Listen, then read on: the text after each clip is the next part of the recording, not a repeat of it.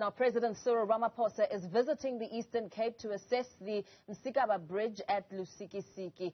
The 1.65 billion rand Msikaba Bridge is part of the N2 Wild Coast Road project that will connect rural communities with urban centres. The President will visit the bridge, which is under construction, and interact with stakeholders and the community.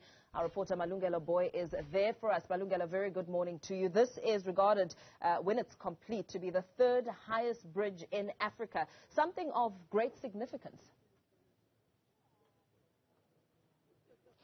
That's right. Well, Mpho, when you're talking about this Msikaba Bridge, you've got to put it in context, really, because it forms part of that N2 Wild Coast Road project, which also includes the controversial N2 toll road, which we're told that road would essentially link this province, that's the Eastern Cape, especially the Wild Coast, with KwaZulu-Natal. So this particular project, Mpho, as you rightfully said, the Msikaba Bridge is about what? It costs about what?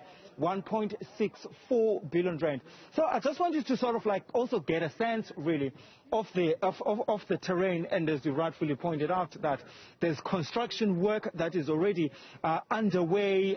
We've seen underway in this particular area, but also I just want to see the terrain. I think it's important for you to see this particular terrain. And when we're talking about the N2 Wild Coast Road project, it has been a controversial one, because there have been members of this particular region that have been vehemently opposed to this particular project. That's the entire, Wild Coast project, saying that part of that really would disrupt their way of life, but also saying that there hasn't been a proper consultation by SANRAL. But also, Mpho, they've also been saying that, well, this area is a sensitive area.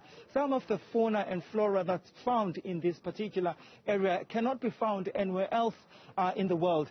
So here, exactly where we are, you can see that there's a sign that says this area is actually an environmentally sensitive area, so no one is allowed to enter in this particular space.